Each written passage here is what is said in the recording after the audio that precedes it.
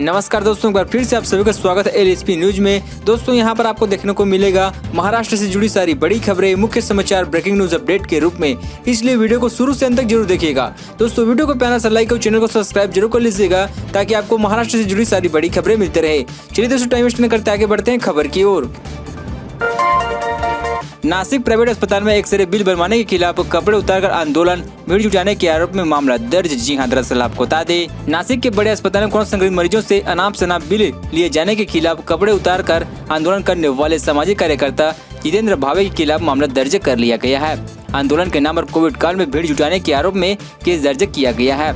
सामाजिक कार्यकर्ता जितेंद्र भावे ने अपने कुछ साथियों के साथ मरीजों से अधिक बिल वसूलने के विरोध में नासिक के एक नामी अस्पताल बाहर कपड़े उतारकर अर्धनग्न अवस्था में आंदोलन किया था, जिसका वीडियो सोशल मीडिया में तेजी से वायरल हो गया है। सामाजिक कार्यकर्ता का मरीज की ओर से आरोप है कि इंश्योरेंस कंपनी की ओर से बिल पेमेंट होने के बाद भी अस्पताल प्रशासन ने एडवांस में मरीज से ली गई 1,50,000 रुपए की रकम वापस नहीं लौटाई और बिल में भी अधिक रकम वसूली की जा रही है। ऐसे में अस्पताल प्रशासन को वे पैसे लौटाने ही होंगे, ऐसे जितेंद्र भावे ने आंदोलन करते हुए कहा है।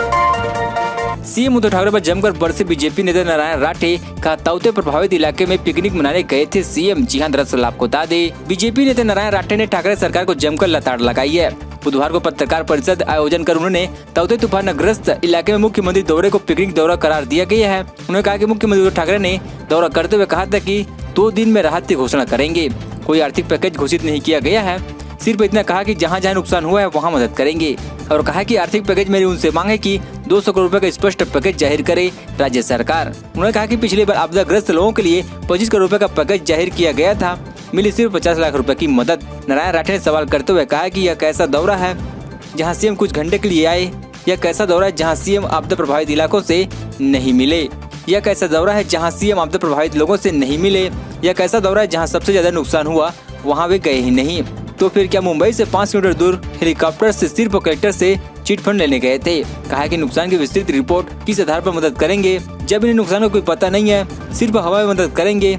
कोकड़ का यह दौरा नुकसान ग्रस्त कोकड़ का दौरा नहीं, मुख्यमंत्री का पिकनिक दौरा था। शिवसेना का बीजेपी पर हमला, यूपी इलेक्शन की तैयारी में मोदी शाह, अब हिंदू संवाहिनी बन जाएगी गंगा। जी हां, दरअसल आपको बता दें, शिवसेना ने मुखपत्र सामने बुधवार को एक बार फिर से मोदी सरकार पर निशाना साधा है। इसमें लिखा गया कि प्रधानमंत्री नरेंद्र मोदी और गृह मंत्री अमित शाह ने अब उत्तर प्रदेश के चुनाव की तैयारी शुरू कर दी है। यह चुनाव जीतने की हवस गंगा नदी को हिंदू संवाहिनी में तब्दील कर सकती है। सामना के संपादकीय में आज लिखा गया कि गंभीर गाजेबाजी के बाद भी भारतीय जनता पार्टी पश्चिम बंगाल में जीत हासिल नहीं कर पाई। खुद उत्तर प्रदेश के मुख्यमंत्री भी बंगाल में भाजपा के स्टार प्रचारक थे। हिंदू के नाम पर वहां धार्मिक सामाजिक विभाजन नहीं किया जा सका, इसलिए टूलकिट नामक सिद्ध हुआ। अब उत्तर प्रदेश में भी पश्चिम बंगाल जैसी गति न हो, इसलिए सभी काम में जुट गए हैं। बीएमसी कमिश्नर का दावा, फाइबर से मुंबई के ग्लोबल टेंडर के लिए लगाई बोली, कंपनी ने किया साफ इंकार। दरअसल आपको बता दें, बृहन मुंबई नगर निगम के आयुक्त इकबाल सिंह चहल ने हाल ही में दावा किया था कि मुंबई को कोविड-19 वैक्सीन व्यावसायिक टेंडर के जवाब में फाइबर की सप्लाई के लिए बोली हासिल हुई है। लेकिन अब कंपनी ने एक बयान जारी किया है जिसमें कंपनी की ओर से स्पष्ट किया गया है कि उसके लिए ऐसी कोई बोली नहीं लगाई गई। फार्मा इंस्टीट्यूट कंपनी ने अपने स्पष्टीकरण में कहा है कि न तो फाइबर और न ही भारत सहित विश्व स्तर पर इसके लिए किसी भी सहयोगी ने फाइबर के आयात और बाजार वितरण के लिए किसी को अधिकृत किया है। फाइबर के एक प्रवक्ता ने इस पर कहा, जैसे पहले कहा गया है, इस महामारी के दौर में दुनिया भरी में फाइबर राष्ट्रीय टीकाकरण के लिए सिर्फ केंद्र सरकारों और सुपर राष्ट्रीय संगठन को ही अपने कोविड-19 वैक्सीन की आपूर्ति कर रहा है। न तो फाइबर और न ही भारत सहित व्यावसायिक स्तर पर इसके लिए किसी भी सहयोगी को फाइबर बायोटेक कोविड-19 वैक्सीन के आयात और बाजार वितरण के लिए किसी को अधिकृत किया गया है। देखिए कैसे मिनटों में समुद्र डूब गई थी टग्बो वरप्रदा। जी हां, दरअसल आपको बता दें, चक्रवाती तूफान ताउते अम्फान से 17 मई को मुंबई के समुद्र में टग्बो वरप्रदा डूब गई थी। इसका मलबा समुद्र तट से 35 किलोमीटर दूर बरामद हुआ है। जब ये हादसा हुआ तब इस पर कुल 13 लोग सवार थे। अब इस बोट के डूबने का एक वीडियो सामने आया है जिसे हादसे के दौरान बोट पर मौजूद किसी शख्स ने शूट किया है। इस बोट पर मौजूद 2 लोगों को ही बचाया जा सका था, जबकि 11 लोगों के शव बरामद हुए थे। सोशल मीडिया पर काफी शेयर की जा रही इस वीडियो में एक शख्स दिखाई दे रहा है जिसका नाम सूरज चौहान है। मिली जानकारी के मुताबिक 22 साल का सूरज डेकेट है। उसकी तलाश और पहचान के लिए सूरज के पिता संतलाल चौहान मुंबई से ही मौजूद है। पिता का दावा कि सूरज समुद्र में आए टैंकर पर था, लेकिन वरप्रदा पर कैसे पहुंचे इसके बारे में उसे कुछ पता नहीं। पिता ने दावा किया कि वीडियो में नजर आ रहा लड़का उनका बेटा सूरज है। संक्रमण के नए मामले गिरावट जारी, लेकिन मौत का आंकड़ा 600 के पार। दरअसल आपको बता दें, मंगलवार को भी महाराष्ट्र में कोरोना की रिपोर्ट राहत भरी सामने आई है। नए केस सिर्फ 24,136 सामने आए हैं। इससे काफी ज्यादा तादाद में 36,176 लोग कोरोना से ठीक होकर घर जा चुके हैं। राज्य का रिकवरी रेट 92.76% है। लेकिन चिंता की बात जो लगातार कायम है वो है कि प्रतिदिन 500 से 1000 के बीच लोगों की मौत का आंकड़ा सामने आया है। यानी मंगलवार को 601 लोगों की कोरोना से मौत हो गई है। अपवाद सिर्फ सोमवार का आंकड़ा रहा जब सिर्फ 361 मृत्यु की संख्या सामने आई है। इसका मतलब साफ है कि महाराष्ट्र में भले ही कोरोना के केस कम हो रहे हैं, लेकिन कोरोना से गंभीर केस कम नहीं हो रहे हैं। जब तक क्रिटिकल केस कम नहीं होंगे तब तक मृत्यु की संख्या कम नहीं होगी। दोस्तों अभी तक हमारे चैनल को सब्सक्राइब जरूर कर लीजिएगा ताकि आपको महाराष्ट्र से जुड़ी सारी बड़ी खबरें इसी तरह से मिलते रहे। कोविड-19 और क्या क्या लेगा, अब 570 घरों में चूल्हे कैसे जलेंगे, वर्धा के टेक्सटाइल मिल हो रहे हैं बंद। जी हाँ, दरअसल आपको बता दें कोविड-19 में सबका कुछ न कुछ गया है। किसी की जान गई है, किसी का कोई अपना चला गया है, किसी का धंधा चौपट हो गया है, किसी की रोजी रोटी जारी है। अब महाराष्ट्र के वर्धा में दिमाग सुन कर देने वाली खबर सामने आई है। यहाँ सालों से चल रही मेहता टेक्सटाइल मिल हमेशा के लिए ताला लगने जा रहा है। मेहता इंडस्ट्री 6 जून के बाद हमेशा के लिए बंद हो जाएगी और एक किसानी इतिहास बनकर रहेगा।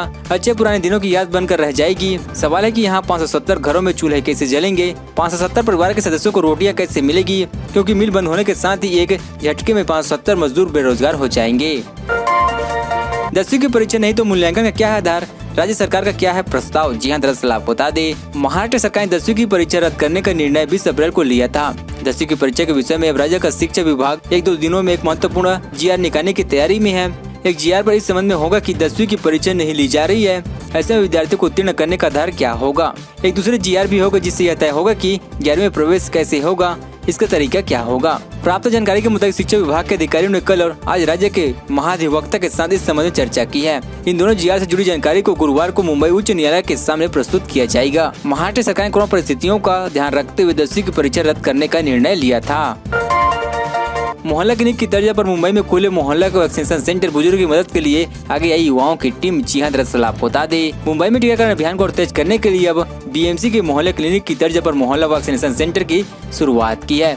मुंबई की आबादी करीब 2 करोड़ सीमित टीकाकरण केंद्र होने की वजह से हर सेंटर पर बड़ी संख्या में भीड़ उमड़ रही है। इसके चलते वरिष्ठ नागरिकों को काफी दिक्कतों का सामना करना पड़ रहा था। इन्हीं दिक्कतों को दूर करने के लिए इस तरह के मोहल्ला वैक्सीनेशन सेंटर को शुरू किया गया है, जिसकी संख्या आने वाले दिनों में और बढ़ेगी। BMC हर वार्ड में वैक्सीनेशन सेंटर बनाने का काम कर रही है। उसी कोशिश में कदम आगे बढ़ाकर अंधेरी के कांग्रेस से नगर सेवक मोहन सिंह हैदर ने मोहल्ला वैक्सीनेशन की शुरुआत करने का प्रस्ताव BMC को दिया, जिसे BMC ने मान लिया। अब हर रोज अंधेरी के इस मोहल्ले वैक्सीनेशन केंद्र पर 100 डोज दिए जाएंगे।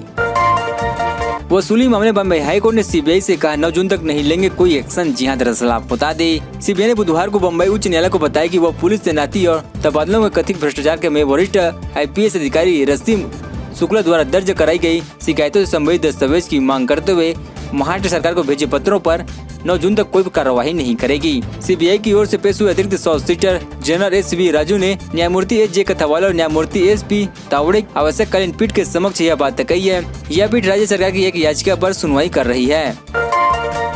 एक और मुसीबत, गिरफ्तारी से बचाने को परमवीर सिंह ने मांगे थे 10 करोड़ रुपए, सट्टेबाज ने लगाए आरोप। जी हाँ, दरअसल आपको बता दें मुंबई पुलिस से पूर्व कमिश्नर परमवीर सिंह की मुश्किलें कम नहीं हो रही है। क्रिकेट सट्टेबाज सोनू जला ने अपराध जांच विभाग के समक्ष दर्ज कराए गए बयान में आरोप लगाया कि मुंबई के पूर्व पुलिस आयुक्त परमवीर सिंह ने उसे कहा था कि अगर वह बड़े मामले गिरफ्तारी से बचना चाहते तो पूर्व पुलिस निरीक्षक प्रदीप शर्मा को 10 करोड़ रुपए दे दे।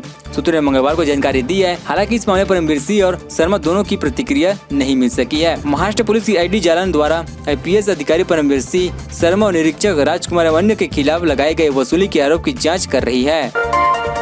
पुणे में 10 ग्राम सोने का भाव जाने आज का रेट। जी हाँ, दरअसल आपको बता दें पुणे के सराफा बाजार में आज 10 ग्राम सोने का भाव 50,010 रुपए रहा। कल की तुलना में सोना 320 रुपए अधिक रहा। वहीं 1 किलोग्राम चांदी का रेट सराफा बाजार में 73,830 रुपए रहा। कल पुणे की सराफा बाजार में सोना का भाव 49,690 रुपए और चांदी का भाव 73,490 रुपए था। पुणे में 22 कैरेट सोने का भाव 45,843 रुपए रहा। दोस्तों, खबरों का सिलसिला बस यहीं तक। दोस्तों, वीडियो की जानकारी आपको जरूर प्यार से लाइक कीजिए। दोस्तों, महाराष्ट्र निवासी हमारे चैनल को सब्सक्राइब करिए। महाराष्ट्र जुड़ी सारी बड़ी खबर आपको इसी तरह से मिलते रहे। चलिए दोस्तों, अगले वीडियो में मिलते हैं। तब तक जय महाराष्ट्र, जय भारत।